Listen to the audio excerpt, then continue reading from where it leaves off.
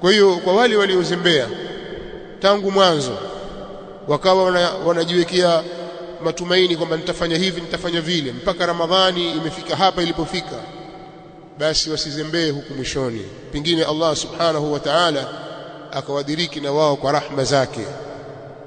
Kwa hiyo tumeingia katika mwisho wa Ramadhani, na huku mwisho ndio kwenye hizo siku zilizokuwa tukufu, kwa sababu inawezekana hiyo Lailatul Qadr ikawa ni tarehe 21 au tarehe 23, yani usiku wa tarehe 21, usiku wa tarehe 23, usiku wa tarehe 25, pia usiku wa tarehe 27. Bila shaka hayo mingine yashapita, 21, 23, 25. Sasa kuna 27 mbele na 29 pia itakupita.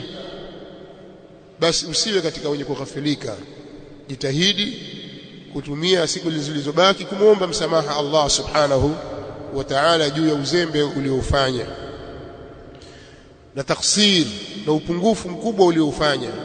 Pengine Allah subhanahu wa ta'ala akatuingiza katika jumla ya watu ambao wamemnyenyekea yeye ukweli wa kumnyenyekea ndani ya mwezi huu.